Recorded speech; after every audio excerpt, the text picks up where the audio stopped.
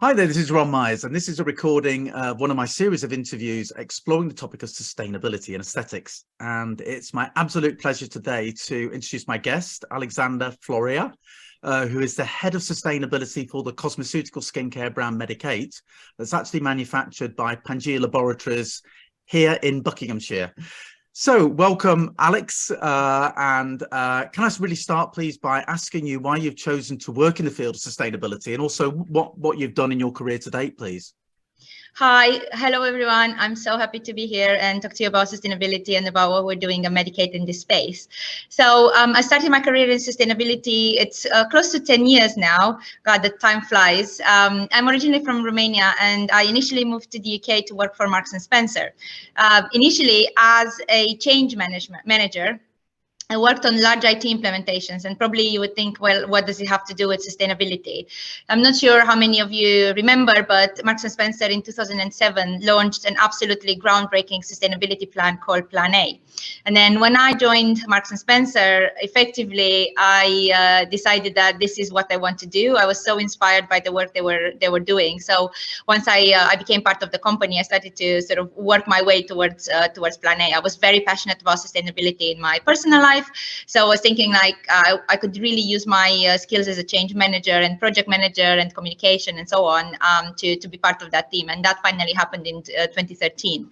So it was a bit of a convoluted way, but it definitely used both my passion for sustainability, but also the skills that I learned in other sort of working in other areas. And I definitely after all these years, for sure, the sort of change management aspect of the role is still absolutely relevant, because, you know, sustainability is about change, it's about taking people with you, is about sort of, you know, communicating the messages. So I was in Marks & Spencer for 10 years until 2020, just before the pandemic. And then I moved to Boots, number 7 beauty company, which is the brand side of it. And that's how I got into the space of cosmetics, obviously, and still in sustainability. And I absolutely fell in love with cosmetics and with the industry, with the beauty industry, and decided that this is definitely where I want to be after, you know, almost 10 years of fashion and sort of clothing and home and so on. And then after Boots, the opportunity arose to work for Medik8, and it was such a serendipitous opportunity, because I had known about Medik8 for a long time, and they were on my list of, oh, I would really love to work for this company one day.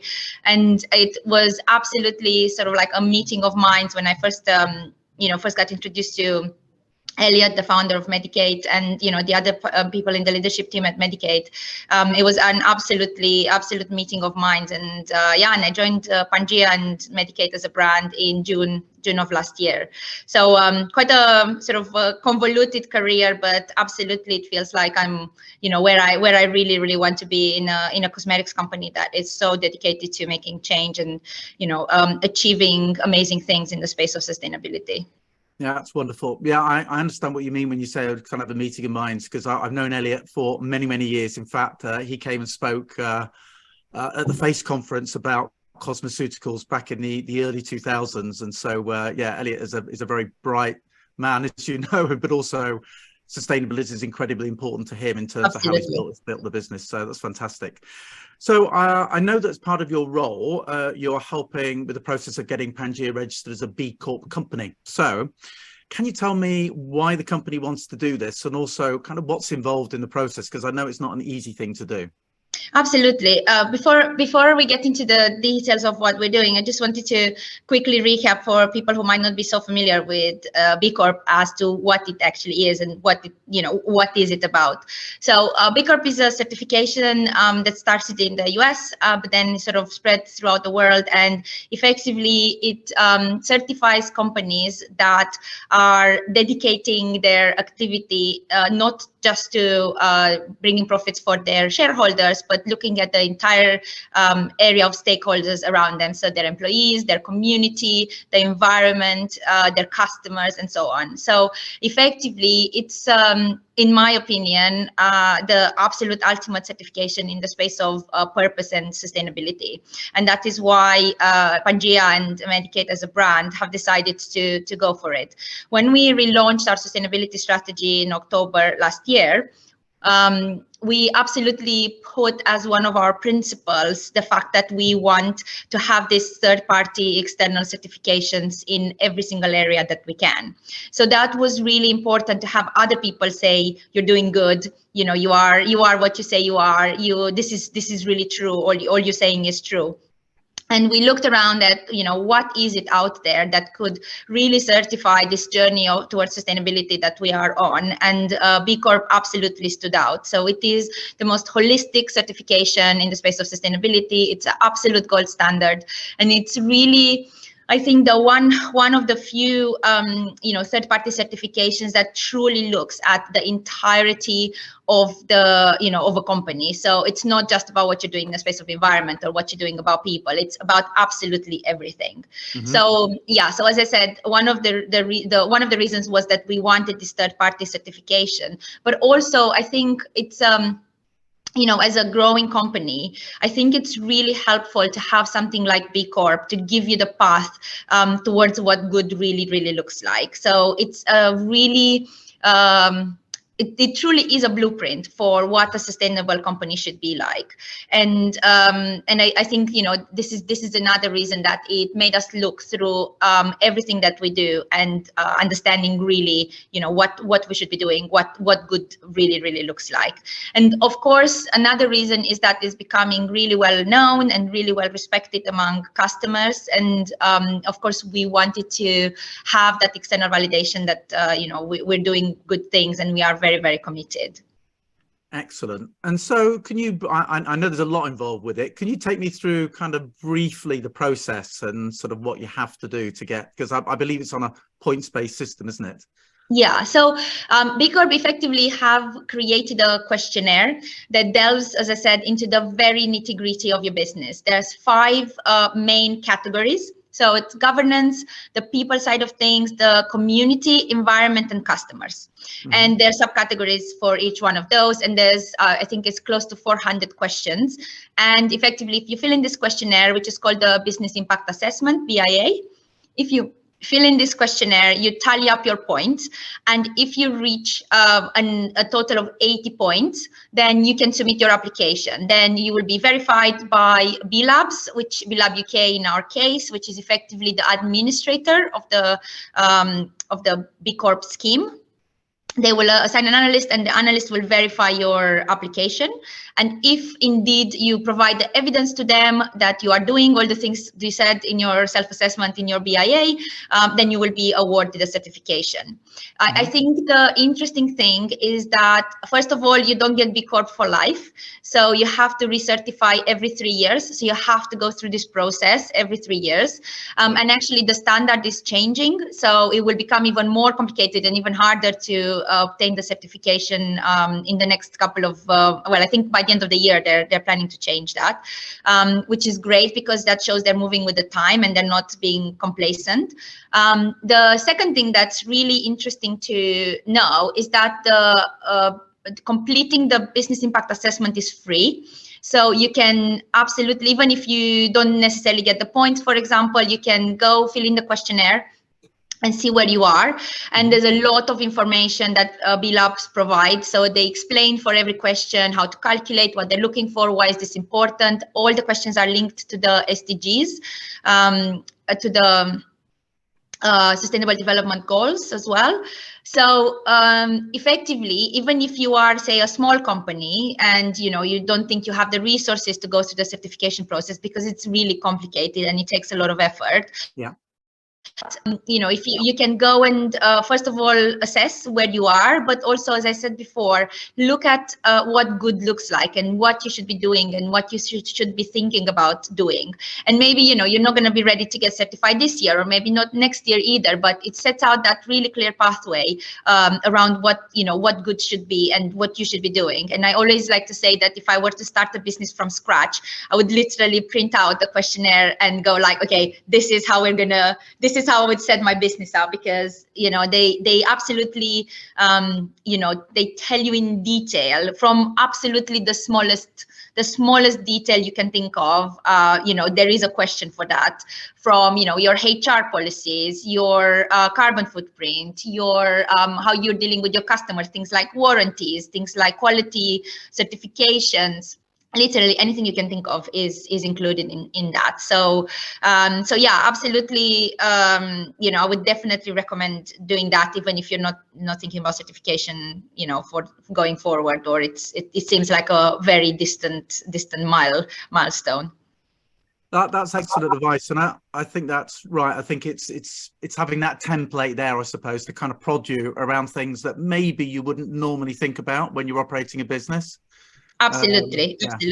And also, just to say, the other thing that's really interesting about B Corp is that it's tailored for the type of business you are. So you won't get the same questions if you are a service provider or if you are a manufacturer. They will be completely different, also based on size.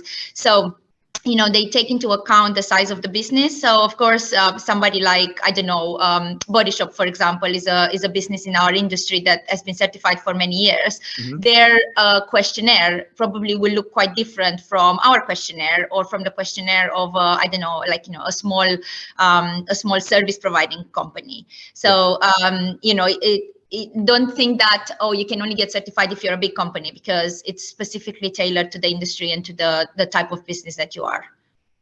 Fantastic. So in your experience, obviously working with Boots No. 7 and obviously now with Medik8, what are the biggest challenges do you think companies particularly in the skincare market sector face with regards to sustainability? So I think there's challenges that all companies face, which are around carbon. And that is why I mentioned when we relaunched our sustainability strategy, we thought about, okay, what are the things that are important for a company like ours in our industry and so on. So we came up with 4 pillars. The first of which being carbon action. The second one is waste reduction. The third is ethical business. And the fourth is social investment, which is around charity. So that's why we recognized in our strategy that the first thing that we should be worrying about is climate and the impact of any business, whether it's a manufacturing business like ours, whether it's a retail business, whether it's a clinic. This is something that absolutely should be at the forefront of everybody. And we absolutely recognize that in our strategy. So yeah, the biggest challenge, I think, is for all the businesses is to wrap their brain around how they can influence their contribution to climate change. And I think that's something that should be absolutely on the top of the agenda for any type of business, including, small service provider. And you might think like, oh, we're too small, or it doesn't make that much of a difference. But actually, it really does, because not sure if you've heard this stat before, but 90% of the businesses in the UK are SMEs. So if everybody does a little bit, everybody does something, through our collective action and through our collective power, we can make a massive difference. And that's why at Medik8, even though we are a small business, we think that it's absolutely our responsibility to start thinking about climate and start looking at our carbon footprint and start looking how we can reduce that. And we have set really, really bold targets around that, including a net zero target by 2040. So this is absolutely, like on top of our agenda. I think the second challenge, again, recognized in our second pillar, is around our packaging and sort of the physical impact of our products. Of course, we have to get our products to the customers in the best possible way so that they remain efficacious. And that's why we have a lot of specialized packaging, a lot of airless tubing and pumps and so on.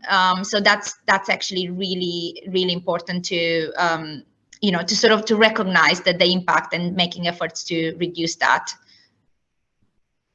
Ron, I think. Oh, can you still hear me? You're frozen on my screen, so I wasn't sure if you can still hear me. Okay. No, it's okay. I can still hear you. Okay, yeah, so definitely that's another challenge. And I think probably one of the third challenge, and that really links into the first topic that I mentioned around carbon, is that our supply chains, and sort of understanding where the things that we, our ingredients, our packaging, and so on, where they come from, and sort of building that full picture of our entire supply chain. I think that's absolutely a challenge, because even, we are in a really fantastic position to have our, manufacturing right here in the UK. So we use ingredients that we control, we use packaging that we control, and we specify, and so on. And even so, it's actually quite difficult to get full information, and it's a big job to go down the drains on the supply chains to understand where everything is coming from, and obviously understand the implications and the impacts of all the activities and everything that you're doing. So absolutely, that's another challenge. And also thinking about your your audience. Sometimes size is a challenge, because you feel like you're really small, and you feel like you don't have you don't have the power to question what's going on, or to have impact, and so on. And definitely we feel that sometimes when we start asking questions of our suppliers, and they sort of go like, well, who are you? You're really small. So yeah, that's again one challenge as well. So thank you very much for that, Alex. And just finally, do you have any other advice for clinic owners with regards to how they might kind of start their journey of incorporating sustainability into their business? Yeah, absolutely. I think I will give the same advice I would give to, sort of any friend who would ask me how to get into it. And I think that advice is be curious. I think, the biggest thing is that you never know what you don't know. So trying to understand a little bit more about what sustainability means in your particular area, I think is really important. And also, asking questions of the people that you are dealing with. You have the control over how you spend your money. So, asking those questions about the people you are planning to spend your money, what are they doing in sustainability? Are they thinking about carbon? Are they measuring their carbon? Are they at least, trying to understand their own sort of impacts on the planet and on people, and so on? And, based on the answers that they give you, try to see who are the people that are most worthy, to spend your money with. And of course, we all run commercial businesses, and we have to make choices. But I think especially in a scenario where all things being equal, if you have the opportunity to reward people who are doing good, and bring them into your business, and also tell your customers about them, I think that's a really great opportunity to make a difference. And I think the other thing that's really important is that by asking the questions, you're giving the signal. So, you are saying to the people you are dealing with that, hey, I may be small, but I'm interested in this, and I'm willing to talk to my customers about it. And even if they're not doing something now, they might be interested in doing something for the future, because, hey, look, there's demand for it. And I think, never underestimate the power of asking questions and showing interest, because even small companies coming together, they definitely can make a difference. And then the second advice I would give, and I know it's really difficult, especially in the cost of living crisis we are facing at the moment, but the one really simple thing you can do is look at who your electricity or energy provider is, and choose somebody who provides renewable energy, because immediately you will have a massive impact on your own carbon footprint, small as it is. But it's much better to be powered by renewable energy than to be powered by fossil fuels.